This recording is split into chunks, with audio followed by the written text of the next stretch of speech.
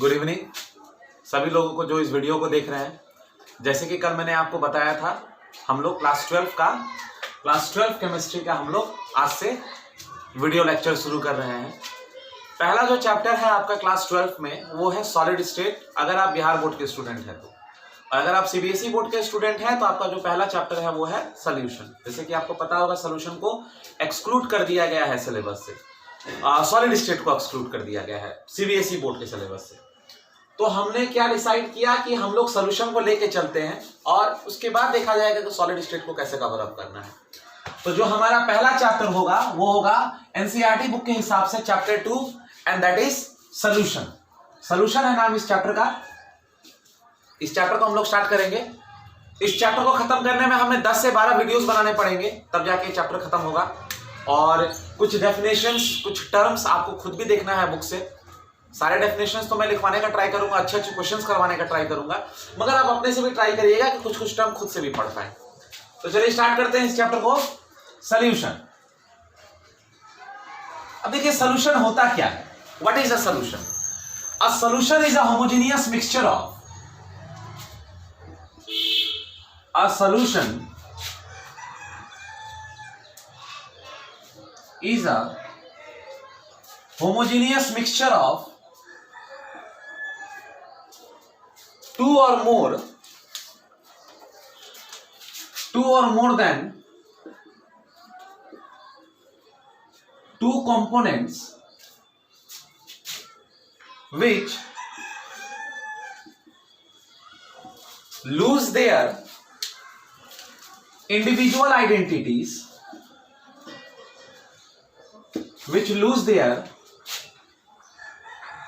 individual identities and cannot be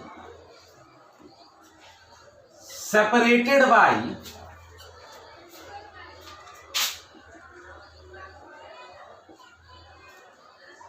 simpler methods। Solution का मतलब होता है, सोल्यूशन एक होमोजीनियस मिक्सचर है। आपने पढ़ा होगा क्लास 9 में मिक्सचर के बारे में। होमोजीनियस का मतलब होता है यूनिफॉर्म थ्रू आउट। अगर कोई भी चीज का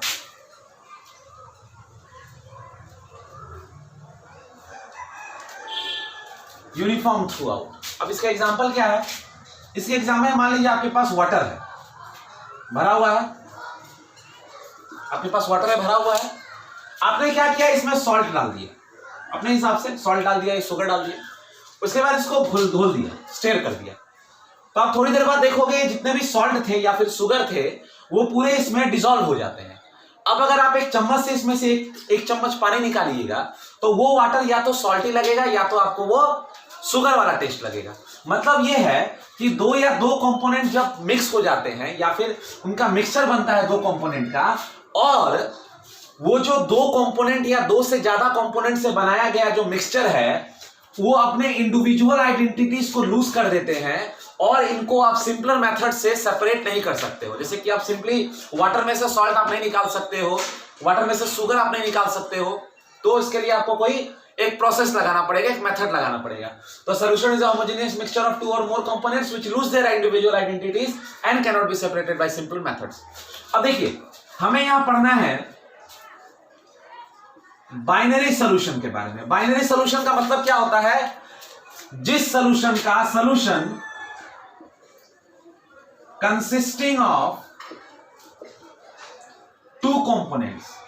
अगर किसी सॉल्यूशन के दो कंपोनेंट हैं तो हम उसे बाइनरी सॉल्यूशन कहते हैं, और हमारे सिलेबस में हमें बाइनरी ही सॉल्यूशन पढ़ना है। अब सॉल्यूशन के दो पार्ट होते हैं, सॉल्यूशन के दो पार्ट होते हैं।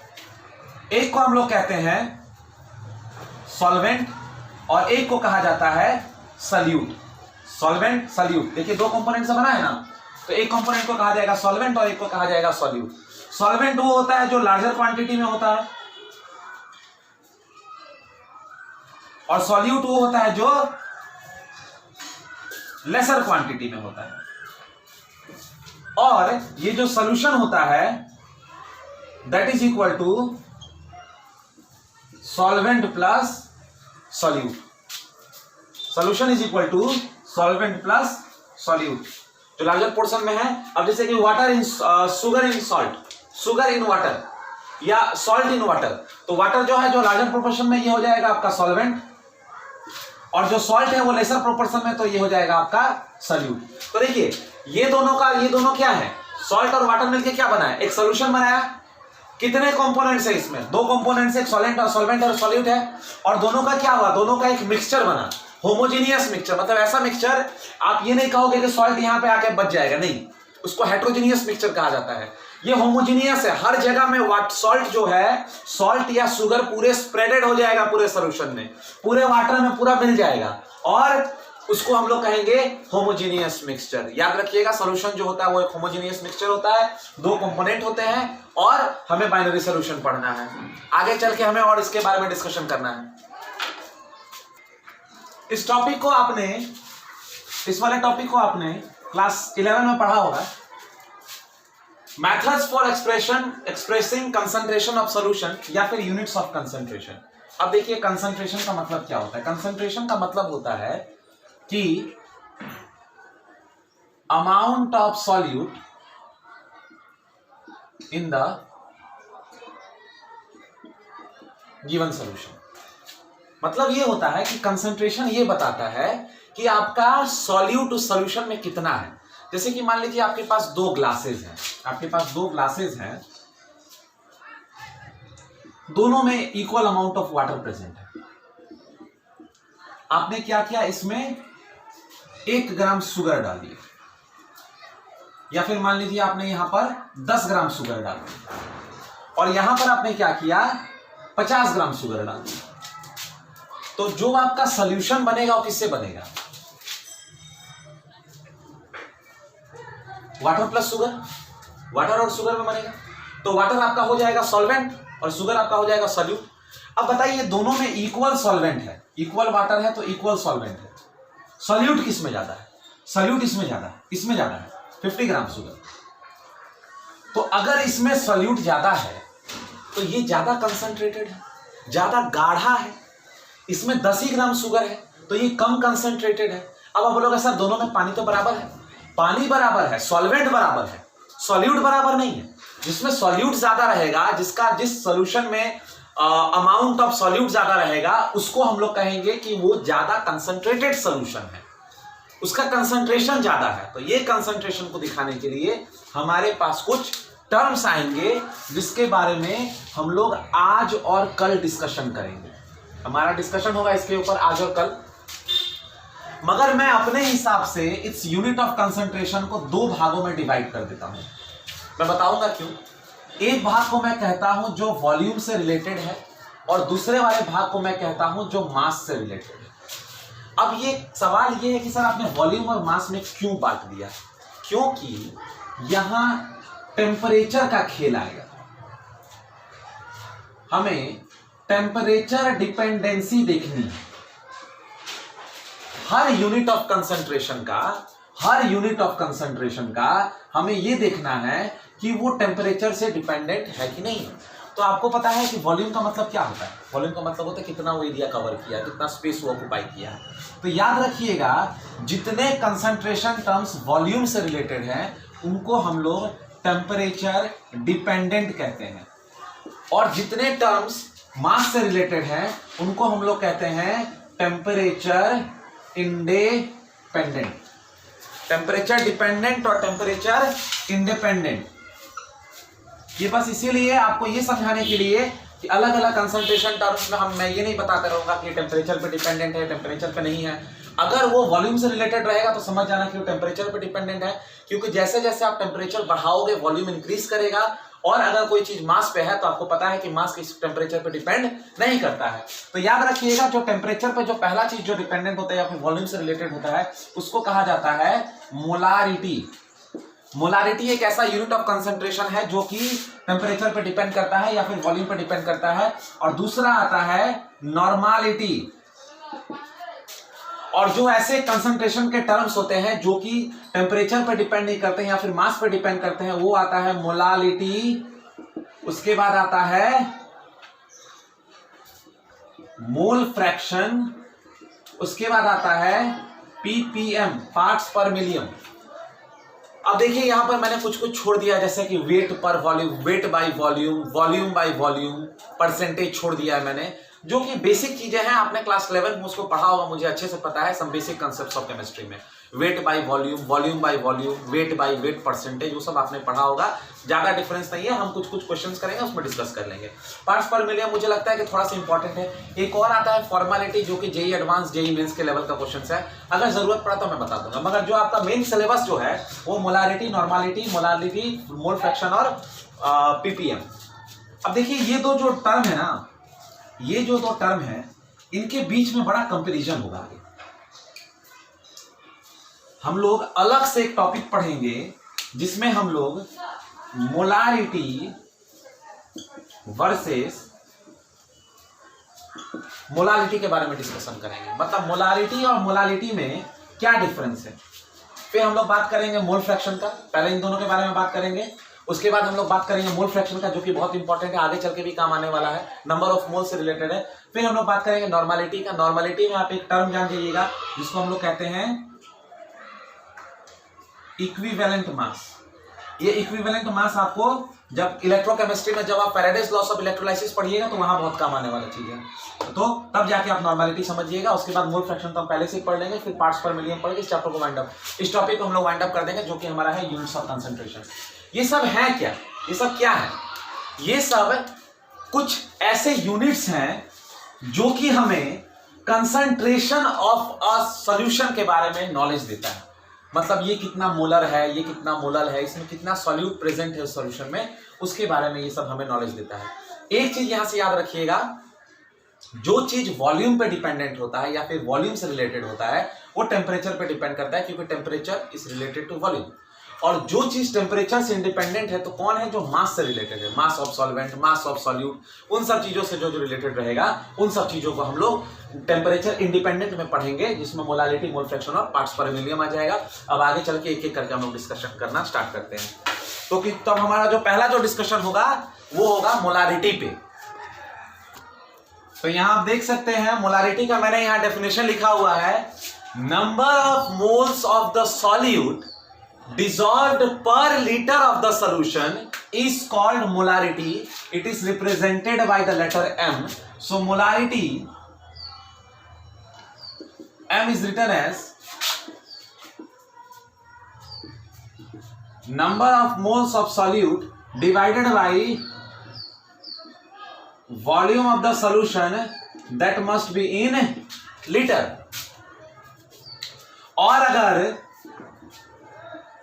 number of moles of solute divided by volume of solution in millilitre है तो आपको इसको 1000 से मल्टीप्लाई करना पड़ेगा, क्योंकि आपको पता है कि ये क्या होता है, यूनिट ऑफ मोलारिटी क्या होता है, unit of molarity is mole पर लीटर, क्योंकि नंबर ऑफ मोल्स को किस में दिखाया जाता है, मोल में दिखाया जाता है, और ये पर लीटर, क्योंकि वॉल्यूम जो है वो किस में है, वो आपका है लीटर में। तो मोलारिटी का डेफिनेशन हो गया, molarity is defined as number of moles of solute divided by volume of the solution in litre. तो देखिए वॉल्यूम पे रिलेटेड है कि नहीं है। अब जो चीज वॉल्यूम से रिलेटेड होगा वो टेम्परेचर पे डिपेंडेंट होगा, इसीलिए जो मोलारिटी होता है वो टेम्परेचर डिपेंडेंट होता है। समझ रहे हो ना, जैसा जैसा आप टेम्परेचर बढ़ाओगे वॉल्यूम इंक्रीज करेगा, तो वॉल्यूम इंक्रीज करेगा तो मोलारिटी चेंज करेगा कि नहीं करेगा, उसी तरह है। अब for example 0.5 molar solution of NaOH, जैसे कि मान लो आपको कहीं लिखा हुआ दिखा 0.5 मोलर सॉल्यूशन ऑफ NaOH। इसका मतलब क्या है, इसका मतलब ये है, means 0.5 mole of NaOH is present in 1 liter of the given solution। मतलब अगर आप लिख रहे हो 0.5 molar solution of NaOH 0.5 molar, तो 0.5 मोलर ऑफ NaOH का मतलब है कि जो आपका सॉल्यूशन है उस सॉल्यूशन में जो आपका NaOH प्रेजेंट है वो 0.5 मोल प्रेजेंट है। मोल आपको पता है ना, मोल क्या होता है? आपने मोल कॉन्सेप्ट में पढ़ा होगा। मोल एक मेथड है, एक नंबर है जो कि हमें बताता है number of atoms, number of molecules, number of ions के बारे में। 6.022 इंटू 10⁻23। तो 0.5 mole of NaOH is present in 1 litre of the given solution. मतलब उस सोल्यूशन का जो 1 लीटर आप लोगे, 1 लीटर का सोल्यूशन लोगे, उस 1 लीटर वाले सोल्यूशन में 0.5 मोल प्रेजेंट है। मतलब 6.022 इंटू 10⁻23/2, मतलब 3.011 इंटू 10⁻23 मोल्स प्रेजेंट है NaOH के 1 लीटर सोल्यूशन में, किसी भी चीज का सोल्यूशन हो। तो यहां से मुझे उम्मीद है कि आपको मोलारिटी समझ में आ गया होगा। अब आप बोलोगे कि नंबर ऑफ मोल्स कैसे निकाले सर? नंबर ऑफ मोल्स कैसे निकाले? तो नंबर ऑफ मोल्स निकालने का फॉर्मूला होता है गिवन मास बाई मोलर मास। अरे यार, मोल निकालने का फॉर्मूला आपको याद है ना? मोल निकालने का फॉर्मूला होता है गिवन मास बाई मोलर मास, या फिर given number of particles by Avogadro's number. दो तरीके होते हैं नंबर ऑफ मोल्स निकालने के मोल कॉन्सेप्ट से। तो यहां से आपका हो गया number of moles equal to given mass by molar mass. अब गिवन मास को हम लोग क्या लेंगे?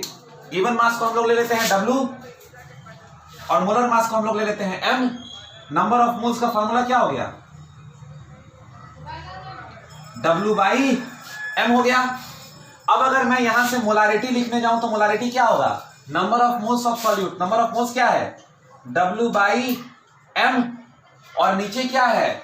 वॉल्यूम इंटू V, और अगर ml मिलीलीटर में है तो इसको क्या करेंगे? इंटू 1000 से मल्टीप्लाई कर देंगे। ये हो गया आपका फॉर्मूला।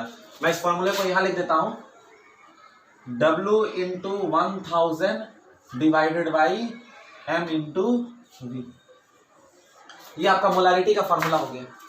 मोलारिटी का फॉर्मूला क्या हुआ? मोलारिटी हम लोग कैसे ले आए? मोलारिटी का फॉर्मूला है number of moles of solid present in 1 litre of the solution is called molarity. It is denoted by M। The SI unit of molarity is mole per liter. How do we define molarity? If we are given that 0.5 molar solution of NaOH is given in the solution, it means that 0.5 mole of NaOH is present in 1 liter of the given solution. 1 litre में, per litre, 1 litre में 0.5 मोल present है NaOH के। अगर आपको 0.25 देता है तो 0.25 1 मोल देता है तो 1 मोल प्रेजेंट है 1 लीटर सोल्यूशन में। 1 लीटर पर लीटर, इस टर्म को देखिएगा, पर लीटर 1 लीटर पे। अब अगर वही मैं बोलूं कि 0.5 मोलर सोल्यूशन ऑफ NaOH है, 0.5 मोलर सोल्यूशन ऑफ NaOH है, तो 5 लीटर में कितना होगा? तो क्या करना है? 0.5 इंटू 5 तो कितना हो जाएगा? 0.5 इंटू 5 हो जाएगा 2.5 मोल। मतलब इसी सोल्यूशन का अगर आप 5 लीटर लेते हो तो कितना प्रेजेंट है? 2.5, और अगर 1 ही लीटर में कर रहे हो तो 0.5 प्रेजेंट है। तो जैसे जैसे आप लीटर बढ़ा रहे हो वैसे वैसे नंबर ऑफ मोल्स भी इंक्रीज कर रहा है। तो जैसे वॉल्यूम इंक्रीज कर रहा है आपका, वैसे वैसे उसका नंबर ऑफ मोल्स भी इंक्रीज कर रहा है। अब देखिए, M equal to number of moles of solid divided volume solution in ml या सेंटीमीटर क्यूब। ml में आ जाएगा तो 1000 से मल्टीप्लाई करना पड़ेगा। तो वही चीज मैंने किया। नंबर ऑफ मोल्स का आपने फॉर्मूला पढ़ा है, number of moles is given mass by molar मास। तो गिवन मास को मैंने M से दिखा दिया, मोलर मास को मैंने M से दिखा दिया। गिवन मास को मैंने W से दिखा दिया, मोलर मास को मैंने M से दिखा दिया। तो क्या होगा फॉर्मूला? W/M। तो number of moles of solid की जगह पे W/M रखना है, W/M रख दिए। नीचे पहले से वॉल्यूम प्रेजेंट है। अगर वॉल्यूम ml में है, सपोज इन ml में है, तो आपको क्या करना है? 1000 से उसको मल्टीप्लाई कर देना है ताकि वो ml वाला भी लीटर में आ जाए, क्योंकि यहां पर दिया है पर लीटर। मोलारिटी इज डिफाइंड पर लीटर। 1 लीटर पे मोलारिटी डिफाइंड है, ना कि ml और सेंटीमीटर क्यूब में। तो अगर आपको मोलारिटी निकालना है तो ml को भी आपको लीटर में कन्वर्ट करना पड़ेगा 1000 से डिवाइड करके। अब चल के आगे हम कुछ क्वेश्चंस देखते हैं इसके, मगर इससे पहले हमें एक चीज और देख लेना है कि इसका एक डिसएडवांटेज है।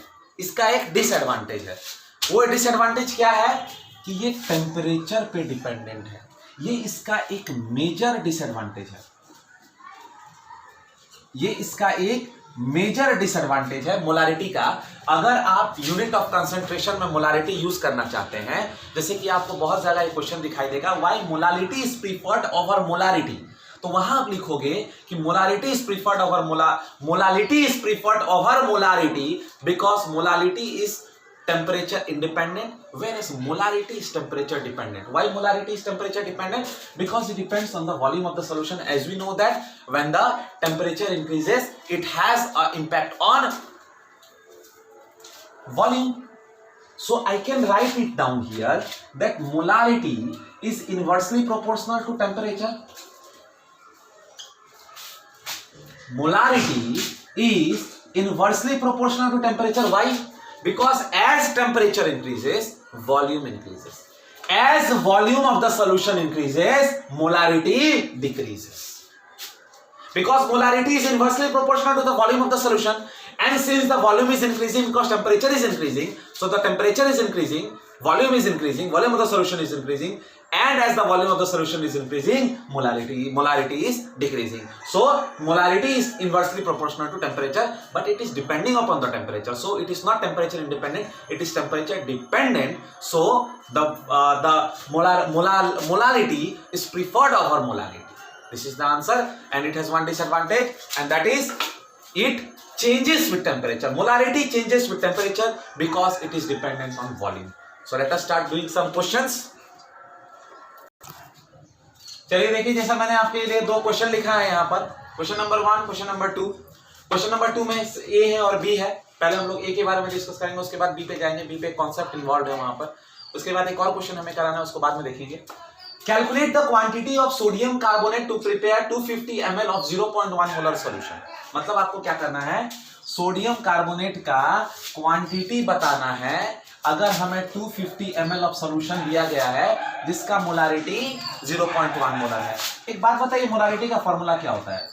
Number of moles of solute divided by volume of solution in litre. मगर यहाँ तो ml में दिया है, तो अगर ml में दिया है तो हमें क्या करना है, इसको 1000 से मल्टीप्लाई कर देना है. ठीक है. अच्छा, अब बताइए वॉल्यूम ऑफ सॉल्यूशन कितना है? वॉल्यूम ऑफ सॉल्यूशन है 250 लिख दिए. अच्छा, नंबर ऑफ मोल्स का फॉर्मूला क्या होता है?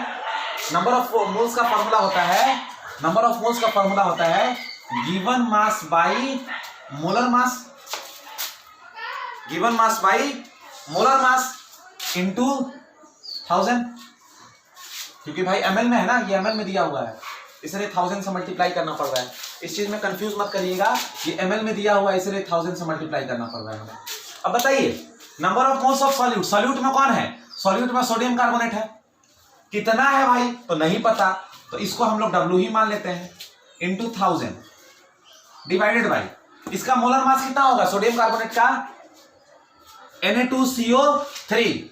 तो सोडियम का कितना होता है 23 इंटू 2 प्लस कार्बन का 12 plus 3 into oxygen, 3 into oxygen का होता है 8, 16.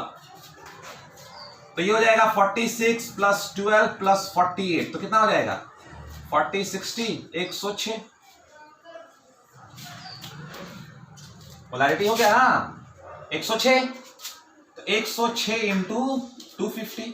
अब देखिए मोलारिटी आपको दिया हुआ है, मोलारिटी कितना दिया हुआ है 0.1, जिसको मैं लिखूंगा 1/10. तो ये हो गया 1/10 इक्वल टू W इंटू 1000 नहीं लिखते हैं, 1010 कट गया यहाँ पर. ठीक है, यहाँ 100 है, ये तो 4 बार में चला गया. ठीक है, तो ये हो गया W इंटू 4/106. ठीक, तो ये W कितना आ जाएगा 106 डिवाइडेड बाई 10 इंटू 4, तो 40 हो गया. अब 40 से आप जब डिवाइड करोगे इसको, तो 4 से करो 2 जाएगा, 4 से करोगे तो 53. तो ये हो गया 53/20. तो 53/20 करीब करीब आ जाएगा 2.65 ग्राम. 2.65 ग्राम. तो कितना क्वांटिटी लेना है आपको? लेना है 2.65 ग्राम आपको लेना है. क्यों लेना है भाई? क्योंकि आपको 0.1 मोलर सॉल्यूशन बनाना है 250 ml. 0.1 मोलर, मोलारिटी 0.1 होना चाहिए 250 ml सॉल्यूशन में. अब यही चीज को अगर मैं 1 लीटर में 4 गुना कर दूं तो आपको इसको भी 4 गुना करना पड़ेगा. तो आपका जो 2.65 है इसको 4 से मल्टीप्लाई कर दो, आपका आ जाएगा. तो यहाँ पे मैंने देखिए क्या लिखा, molarity equal to number of moles of solid by volume of solution to 1000. Number of moles of solid का फॉर्मूला होता है mass by molar mass into 1000 by 250 आपका ml में था तो 1000 से किया. W हमें नहीं पता है क्योंकि गिवन मास हमें पता नहीं है, वही हमें निकालना है.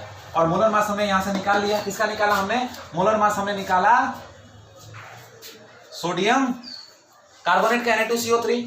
सोडियम का है 23 इंटू 2, कार्बन का 12, ऑक्सीजन का 16, 3 का ऑक्सीजन तो 106 आ गया. और यहां पर आपका वेट आ गया.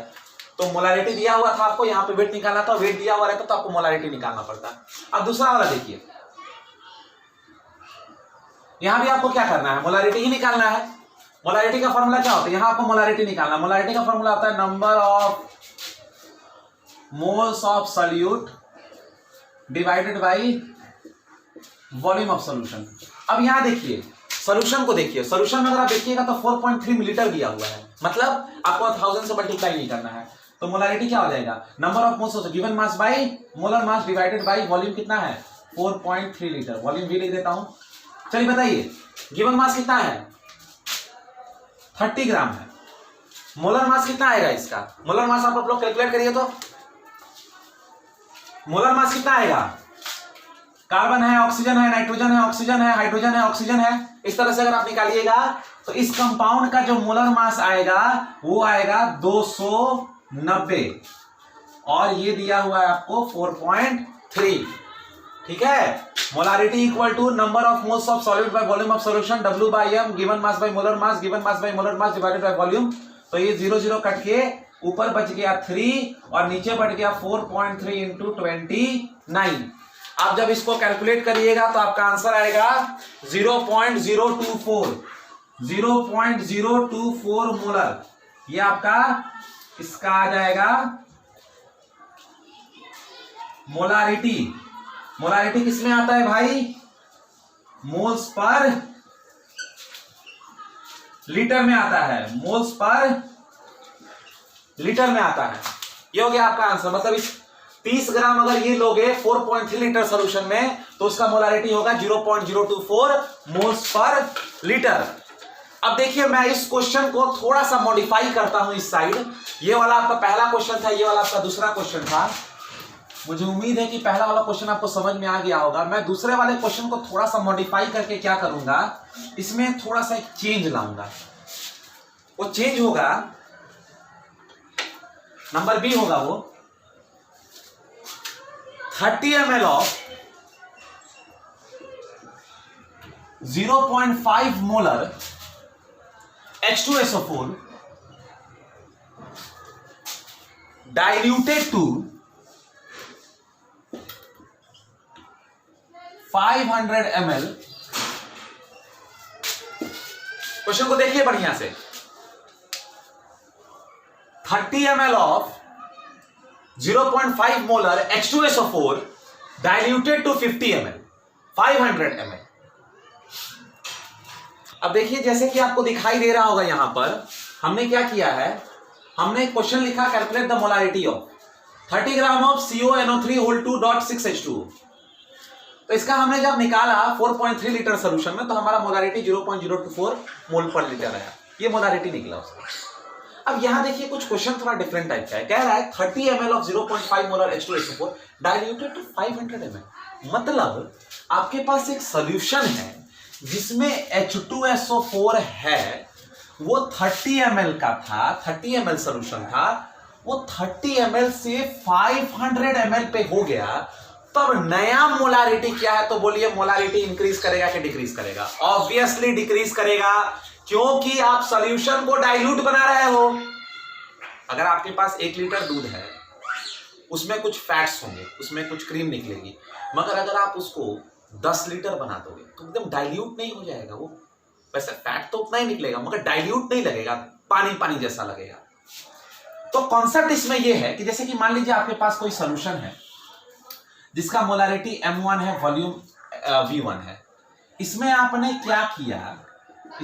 क्या किया, कुछ वाटर डाल दिया, डाइल्यूट कर दिया, मतलब डाइल्यूट कर दिया आपने इसको। तो क्या होगा, मोलारिटी M2 हो जाएगा, वॉल्यूम V2 हो जाएगा। अब देखिए यहां से यहां आने में मोलारिटी जो है वो डिक्रीज कर रहा है, मगर सबसे इंटरेस्टिंग बात यह है यहां पर कि वॉल्यूम इंक्रीज कर रहा है। अब एक बात बताइए, इसमें नंबर ऑफ मोल्स क्या होंगे? इसमें नंबर ऑफ मोल्स क्या है? नंबर ऑफ मोल्स का फॉर्मूला क्या होता है? मोलारिटी का फॉर्मूला क्या होता है? Molarity is number of moles per unit volume. तो यहां पर नंबर ऑफ मोल्स क्या होगा? N equal to M1V1। और यहां पर नंबर ऑफ मोल्स क्या होगा? यहां पर मोलारिटी क्या होगी? N/V2। तो यहां पे N क्या हो जाएगा? M2V2। तो यहां से ये नहीं दिखाई दे रहा है कि M1V1 इक्वल टू M2V2। यहां से मैं लिख सकता हूं ना M1V1 इक्वल टू M2V2।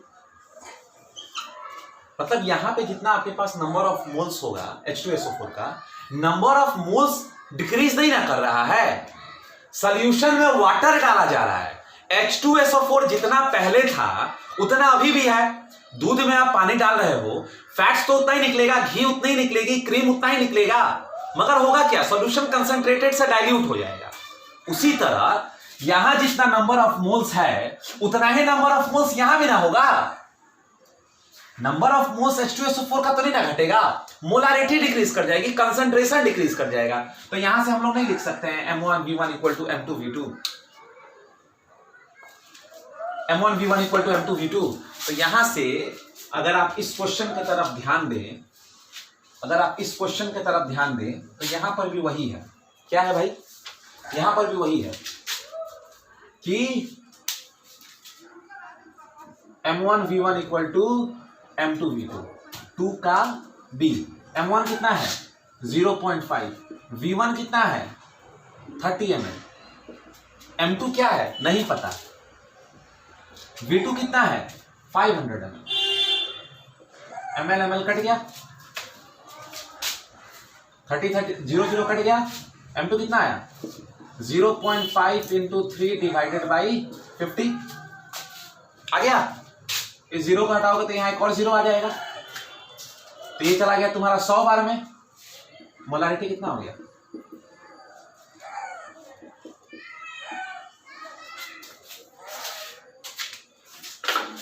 0.03 मोल पर लीटर या 0.03 m। मोलारिटी जो हो गया आपका वो आ गया 0.03 मोलर। बताइए जब 30 ml में था, 30 ml में कितना था 0.5, 30 ml से आपने 500 ml कर दिया, मतलब पानी डाल दिया उसमें। तो पानी डालने से क्या होगा, पानी डालने से वॉल्यूम इंक्रीज करेगा, वॉल्यूम इंक्रीज करेगा, मोलारिटी डिक्रीज करेगा, वॉल्यूम इंक्रीज करेगा, मोलारिटी डिक्रीज करेगा। तो मोलारिटी देखो डिक्रीज करेगा कि नहीं करेगा, मगर नंबर ऑफ मोल्स तो नहीं ना डिक्रीज इंक्रीज करेगा। नंबर ऑफ मोल्स तो उतना ही रहेगा जितना पहले H2SO4 था उतना ही H2SO4 यहाँ भी है। तो यहाँ भी N इक्वल टू M1V1, यहाँ भी N इक्वल टू M2V2, तो N1 इक्वल टू N2, तो M1V1 इक्वल टू M2V2। ये वाला फॉर्मूला लगा दोगे तो आपका आंसर आ जाएगा। तो ये वाले चीज को याद रखना है, बहुत इंपॉर्टेंट है, वेरी वेरी इंपॉर्टेंट है ये M1V1 इक्वल टू M2V2, क्योंकि आपके पास जो पहले सोल्यूशन रहता है उसका मोलारिटी और उसका वॉल्यूम बाद में भी चल के मोलारिटी और वॉल्यूम के इक्वल ही होता है। अब चलिए एक मैं और क्वेश्चन लिखता हूं, आप इस चीज को देखिएगा, इस चीज को देखना है। चलिए जैसे कि आप देख पा रहे हैं यहां पर एक मैंने क्वेश्चन लिखा है जो AIEEE 2012 में पूछा गया था। क्वेश्चन था मोलारिटी का। आपको यहाँ पर मोलारिटी कैलकुलेट करना है, तो देख लीजिए क्वेश्चन क्या है। The density of a solution है by dissolving 120 gram of urea, ये इसका मोलर मास है 60, यूरिया का मोलर मास 60 होता है। इन 1000 ग्राम ऑफ वाटर इज 1.15 ग्राम पर ml, मतलब आपको डेंसिटी दिया है 1.15 ग्राम पर ml, ठीक है। और मास ऑफ सॉल्यूट दिया है 120 ग्राम, उसका मोलर मास दिया है 60 U, और आपको क्या दिया है, और आपको दिया हुआ है वॉल्यूम ऑफ सॉल्वेंट इस 1000 ग्राम। ये सब इंफॉर्मेशन आपको प्रोवाइडेड है, ये सब इंफॉर्मेशन आपको प्रोवाइडेड, आपको मोलारिटी निकालनी है। तो मोलारिटी का फॉर्मूला क्या होता है, मोलारिटी का फॉर्मूला होता है number of moles of solute divided by volume of solution in litre. तो सॉल्यूट इसमें कौन है, सॉल्यूट है इसमें यूरिया, सॉल्यूट है इसमें यूरिया। तो सबसे पहले हम लोग number of moles of solute निकाल लेते हैं, number of moles of solute. Number of moles का फॉर्मूला क्या होता है, गिवन मास बाय मोलर मास। तो गिवन मास कितना है, given mass by molar mass, given मास कितना है 120 ग्राम, मोलर मास कितना है 60, तो कितना आ गया 2 मोल आ गया। आपका नंबर ऑफ मोल्स कितना आ गया? 2 मोल आ गया। अब आपको क्या करना है? अब आपको निकालना है वॉल्यूम ऑफ सॉल्यूशन। अब एक बात बताइए, यहां पर आपको सॉल्यूशन का वॉल्यूम देखना है। किसका वॉल्यूम देखना है? सॉल्यूशन का वॉल्यूम देखना है। मगर यहां पर आपने किसका वॉल्यूम लिखा है? Volume of solvent. Volume of solvent लिखा है ना जी। और यहां पर आपको डेंसिटी ऑफ सॉल्यूशन दिया है 1.15 ग्राम। यहां पर आपको 1.15 ग्राम दिया है और मास ऑफ सॉल्यूट दिया है 120। अब एक बात बताइए, आप वॉल्यूम ऑफ सॉल्यूशन कैसे निकालिएगा? तो मैं यहां निकाल लेता हूं वॉल्यूम ऑफ सॉल्यूशन। कैसे निकलेगा भाई? वॉल्यूम ऑफ सॉल्यूशन का फॉर्मूला, डेंसिटी का फॉर्मूला क्या होता है पहले ही बताइए। डेंसिटी का फॉर्मूला क्या होता है? डेंसिटी का फॉर्मूला होता है मास पर यूनिट वॉल्यूम। अब आपको यहां पर वॉल्यूम ऑफ सॉल्यूशन चाहिए क्योंकि वॉल्यूम ऑफ सॉल्वेंट आपको दिखाई दे रहा है, तो वॉल्यूम का फॉर्मूला क्या होगा? मास पर डेंसिटी। तो यहां पर अगर आपको सॉल्यूशन का वॉल्यूम चाहिए तो मास किसका चाहिए? सॉल्यूशन का। तो बताइए वॉल्यूम इक्वल टू मास किसका चाहिए? सॉल्यूशन का। तो अच्छा, वॉल्यूम नहीं दिया है, मास दिया है, सॉरी, मास ऑफ सॉल्वेंट। तो ये हो गया सॉल्वेंट और ये हो गया सॉल्यूट। तो आपको मास ऑफ सॉल्यूशन क्या होगा? 1000 प्लस 120 कितना होगा? 1220 ग्राम। तो ये हो गया 1120। और डेंसिटी कितना दिया है? डेंसिटी दिया हुआ है 1.15 ग्राम पर ml। तो ग्राम यहां है और यहां ग्राम पर ml है, ग्राम ग्राम कट गया, वॉल्यूम आ जाएगा 1120 बाई 1.15। अब मोलारिटी निकालना आसान हो गया। मोलारिटी निकाल लीजिए। मोलारिटी में ऊपर क्या है? Number of moles of solute. Number of moles of solute कितना है? 2। दिखाई दे रहा होगा मुझे उम्मीद है। Divided by 1120 by 1.15। मगर देखिए ये ml में ही है। ml में है तो आपको क्या करना पड़ेगा? 1000 से मल्टीप्लाई करना पड़ेगा। तो ये 1.15 ऊपर चला जाएगा, 1000 से ये कट जाएगा। इसका कैलकुलेशन मैं कहीं यहां कर देता हूं। यही देखिए, ये हो जाएगा 1.15 इंटू 200 डिवाइडेड बाई 112। आपका आंसर आ जाएगा 2.05 ग्राम पर।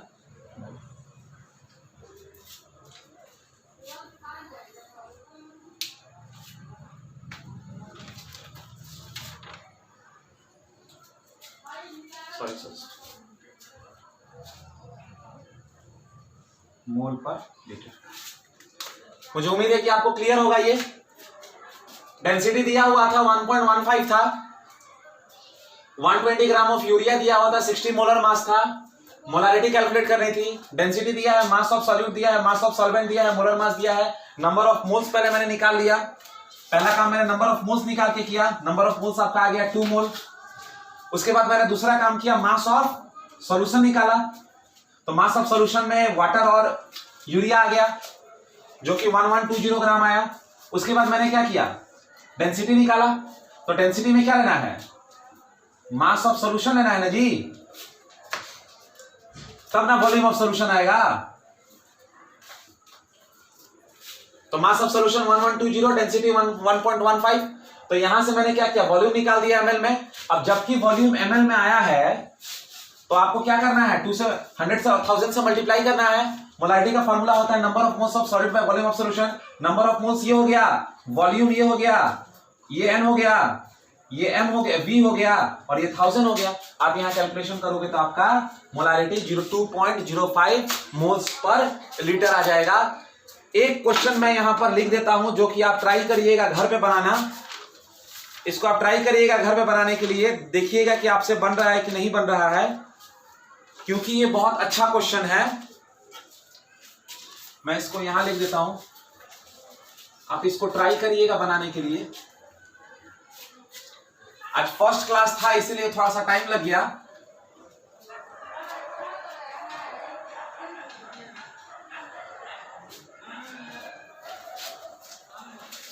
यहां पर एक टर्म लगा लीजिएगा फाइंड,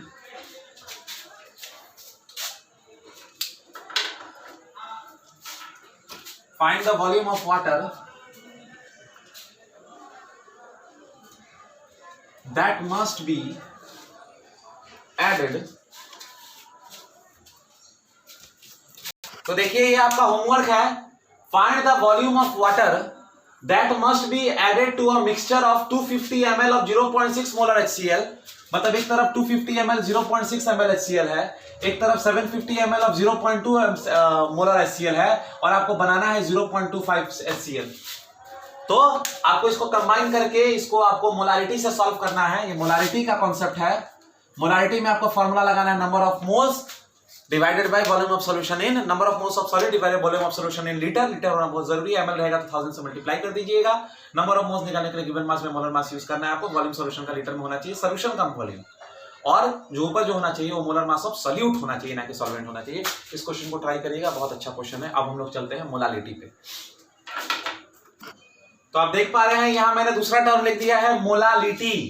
मोलालिटी को डिफाइन किया जाता है number of moles of solute dissolved in 1 litre of solvent. ये ध्यान रखना है, वहां था volume of litre of in solution था, यहां पे सॉल्वेंट है, याद रखना है इस चीज को। ऊपर यही है number of moles of solute है, मगर नीचे है मास ऑफ सॉल्वेंट। और वो वाला क्या था, मोलारिटी क्या था? मोलारिटी था number of moles of solute divided by volume of the solution. वहां वॉल्यूम ऑफ द सॉल्यूशन था कैपिटल एम। यहां देखिए मैंने क्या लिखा है, स्मॉल एम लिखा है, इसको स्मॉल एम से दिखाया जाता है। ये स्मॉल एम से डिनोटेड होता है मोलालिटी।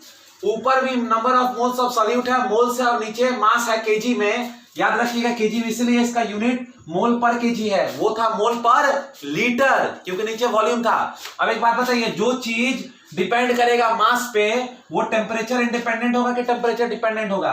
तो यहां मैं लिख देता हूं molality is temperature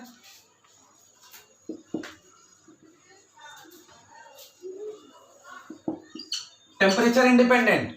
temperature independent का मतलब है टेम्परेचर पे डिपेंड नहीं करता है, इसीलिए इसको प्रीफर किया जाता है मोलारिटी पे। और यहां क्या है, number of moles of solute, solute जो रहेगा ऊपर रहेगा, और नीचे सॉल्वेंट। एक बात याद रखिएगा, बहुत सारे केसेस में आपको क्या करना है कि एक चीज को इग्नोर करना है।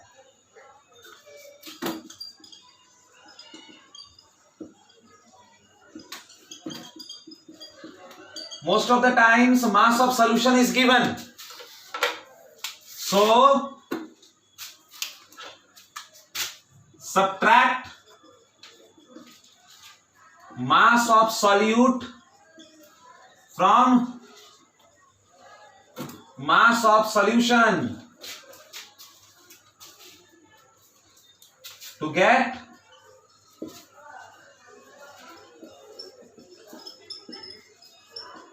बहुत बार क्या करता है लोग क्वेश्चन में कंफ्यूज करने के लिए कि मास ऑफ सॉल्यूशन दे देता है, तो वहां आपको क्या करना है कि मास ऑफ सॉल्यूशन में से मास ऑफ सॉल्वेंट सॉल्यूट निकाल देना है। तो अगर सॉल्यूशन में से अगर आप सॉल्यूट का मास निकाल दीजिएगा तो आपके पास क्या बचेगा, सॉल्वेंट का मास बचेगा। और ये वाला भी इंपॉर्टेंट है, इंडिपेंडेंट है, ठीक है। इस यहां और आपको इसके बारे में कुछ जानना है नहीं, ये यही है कि ये number of moles of solute divided by mass of solvent in KG. बस एक चीज याद रखिएगा कि कंपैरेटिव एग्जाम्स में या फिर एग्जाम्स स्कूल्स के एग्जाम में क्या करता है कि सॉल्यूशन का मास दे देता है, तो वहां से आपको क्या करना है, सॉल्वेंट का सॉल्यूट का मास हटा के सॉल्यूशन में से, तो आपको सॉल्वेंट का मास मिल जाएगा। चलिए क्वेश्चन देखते हैं इसके ऊपर। जैसे कि आप देख पा रहे होंगे आपके बोर्ड पे एक सवाल लिखा हुआ है, 2.5 gram of CH3COOH ethanoic acid is dissolve in 75 gram of benzene. तो आपको ये समझ में आ गया होगा कि इथेनोइक एसिड जो है वो सॉल्यूट है और बेंजीन जो है वो सॉल्वेंट है। आपको कह रहा है कि मोलालिटी निकालने के लिए, तो मोलालिटी का फॉर्मूला क्या होता है, number of moles of solute divided by mass of solvent. अब ये केजी में होना चाहिए, मगर ये तो ग्राम में दिया हुआ है, तो आपको क्या करना है, 1000 से मल्टीप्लाई कर देना है। अब बताइए नंबर ऑफ मोल्स का फॉर्मूला क्या होगा, मास ऑफ सॉल्वेंट तो आपको पता है कि 75 ग्राम है, और यहां 1000 तो आएगा ही। तो मास ऑफ बेंजीन क्या, number of moles of benzene क्या होगा, गिवन मास बाय मोलर मास, कितना मास दिया हुआ है 2.5, इसका मोलर मास क्या होगा 60। CH3COH आप कैलकुलेट कर लीजिए, कार्बन का 6 तो 12, 12 3, 12 12 14, 14 4, 12 12 24, 24 4 28 और 2 ऑक्सीजन 16 16 32। तो ये हो गया 2.5 इंटू 1000 डिवाइडेड बाई 60 इंटू 75। एक जीरो यहां गया, एक जीरो यहां गया, इसको 2.5 तो जीरो लगा देंगे यहां पर, तो एक जीरो और कट गया। 25 से काटेंगे तो ये 3 बार जाएगा, और ये आ गया कितना 10/18, 10/18 आ गया, तो 5/9 आ जाएगा। और जितने लोगों ने प्रैक्टिस किया है मैथ्स उनको पता होगा कि 5/9 होता है 0.55। अब आगे बढ़ना चाहते हो तो 0.556 आप लिख सकते हो। ऊपर है आपका मोल, नीचे है केजी, ये आ गया आपका मोलारिटी। नंबर ऑफ मोल्स का फॉर्मूला मैंने बताया था, गिवन मास बाय मोलर मास, और नीचे मास ऑफ सॉल्वेंट दिया हुआ है, बेंजीन है मास ऑफ सॉल्वेंट। यहां पर आपको ज्यादा कंफ्यूजन नहीं हुआ क्योंकि डायरेक्टली दे दिया था वो सॉल्वेंट है। अगर सॉल्यूशन का दे देता तो हमें क्या करना पड़ता, 2.5 ग्राम वहां से घटाना पड़ता, और दोनों जगह मास से ही आपको रिलेशन करना था। तो यहां जाके आपका मोलारिटी खत्म होता है। चलिए मैं आपको एक बेसिक सा डिफरेंस बता देता हूं दोनों के बीच में, किस तरह हम लोग समझते हैं, फिर हम लोग चल के दोनों के बीच का रिलेशन देखेंगे।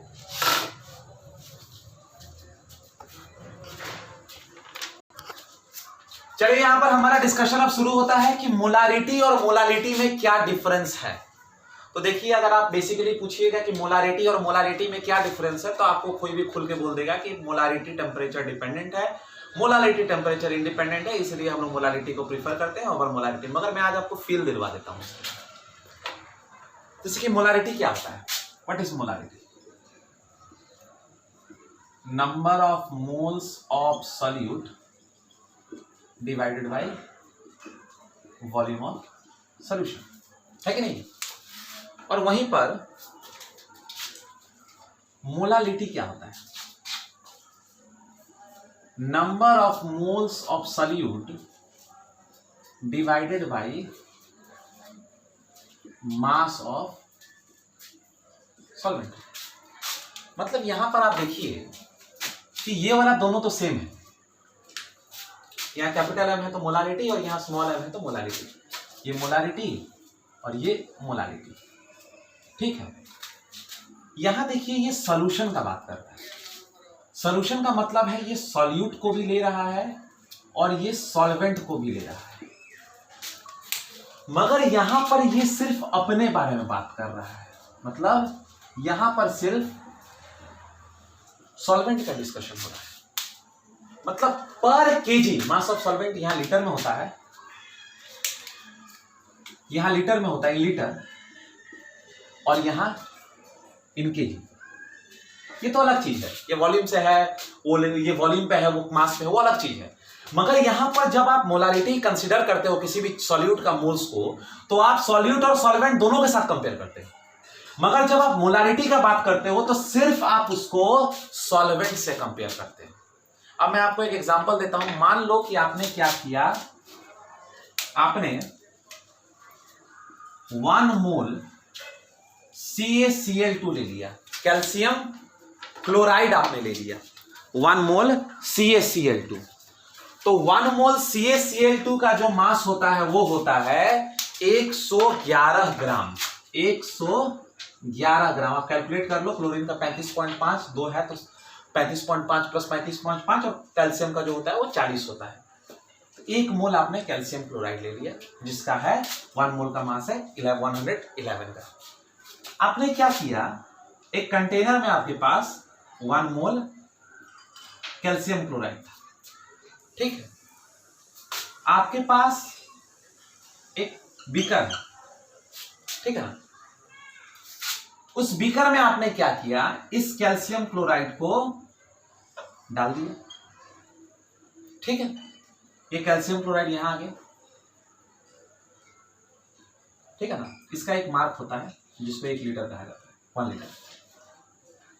आपने क्या किया, फिर थोड़ा सा पानी डाला, इसमें थोड़ा सा पानी डाला, ठीक है ना। और पानी डालने के बाद इसको स्टीयर किया, घोला, ठीक है, ताकि ये जो कैल्शियम क्लोराइड का जो सॉल्ट है वो पानी में घुल जाए। जब ये घुल के तैयार हो जाएगा उसके बाद आप क्या करोगे, add more water till it reaches 1 litre mark. मतलब आपने क्या किया, आपने कैल्शियम क्लोराइड का एक थोड़ा सा सॉल्ट लिया 1 मोल, जिसमें 111 ग्राम है, आपने उसको एक बीकर में डाल दिया। फिर उसके बाद उसमें आपने थोड़ा सा add some water plus stirring किया, थोड़ा पानी डाला। नहीं लेते हैं आप लोग दूध का पाउडर का, आपने कभी दूध बनाया है, पाउडर वाला दूध का चाय बनाया है कभी? पाउडर वाला दूध थोड़ा सा लेके और उसमें पानी डाल के उसको घोला जाता है, तब चाय में डाल दिया जाता है। तो आपने वही काम किया, घोला उसको, कैल्शियम क्लोराइड का सॉल्ट को पानी में घोला, तो थोड़ा सा पानी हो गया।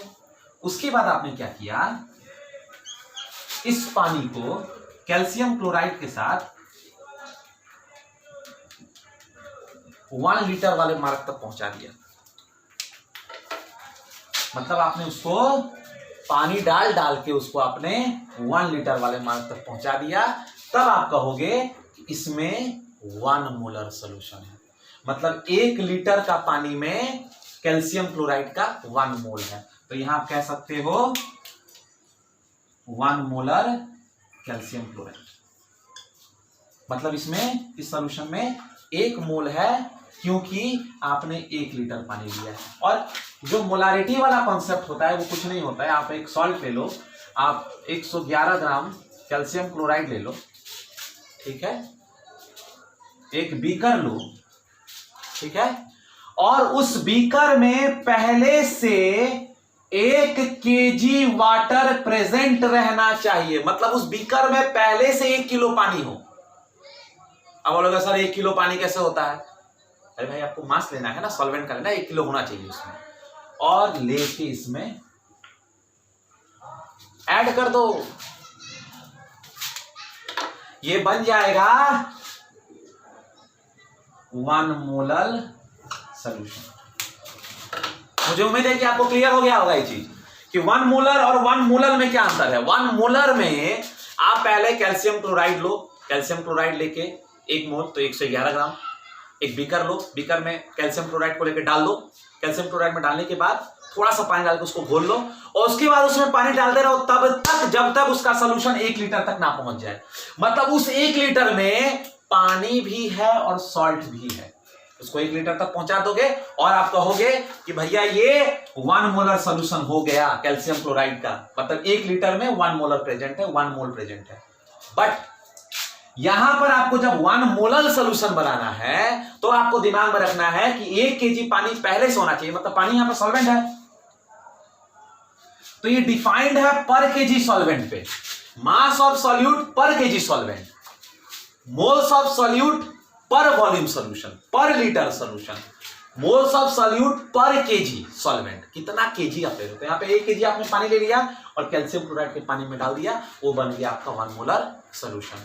तो यहां पे मैं 2 चीज बताता हूं, advantage of molality over molarity.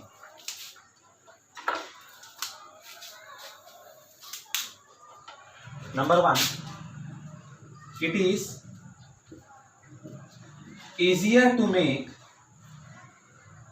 1 molar solution as compared to 1 molar solution। आपको 1 मोलर सोल्यूशन बनाना ज्यादा आसान है। 1 लीटर पानी, 1 किलो पानी लो और उसमें लेके अपना डाल दो, 1 मोलर बन गया। मगर इसमें क्या करना, पहले आप 1 मोल लो, उसको डालो, फिर उसके ऊपर पानी डालो, फिर स्टीयर करो और तब तक पानी डालते रहो जब तक 1 लीटर तक ना पहुंच जाए। और दूसरा कि जो बहुत इंपॉर्टेंट होता है, सीबीएसई अपने एग्जाम्स में बहुत बार पूछता है, molarity is temperature dependent whereas molality is temperature independent. Molarity जो है वो टेम्परेचर पे डिपेंडेंट है, तो टेम्परेचर के साथ वो चेंज करता है, मगर मोलालिटी जो है वो टेम्परेचर इंडिपेंडेंट है, मतलब टेम्परेचर के बढ़ने से घटने से मोलालिटी को कोई फर्क नहीं पड़ता है। और ये एक प्रैक्टिकल एप्लीकेशन था समझाने के लिए कि मोलारिटी और मोलालिटी क्या होता है। अब अगला क्लास जो हम लोग करेंगे उसमें हम लोग सबसे पहला काम करेंगे मोलारिटी और मोलालिटी के बीच में रिलेशन देखेंगे। आप भी आज घर जाके देख सकते हो मोलारिटी और मोलालिटी का, आपको मोलारिटी को मोलालिटी से डिवाइड कर देना है, तब देखिए क्या आता है। उसके बाद जो आज मैंने क्वेश्चन दिया है वो एक और क्वेश्चन डिस्कस करेंगे, फिर हम लोग कल हम लोग मोल फ्रैक्शन के बारे में बात करेंगे और नॉर्मेलिटी के बारे में बात करेंगे, जो कि बहुत इंपॉर्टेंट है। चलिए पढ़ते रहिए। मैंने ट्राई किया, पहला क्लास था इसीलिए कुछ ज्यादा फ्लो नहीं बन पाया, बट फिर भी मैंने ट्राई किया कंप्लीट करने का। आप अपने से भी रीडिंग करते रहिए और अगर आपको कहीं प्रॉब्लम है इसको समझने में तो कमेंट सेक्शन में मुझे बताइए। Thank you.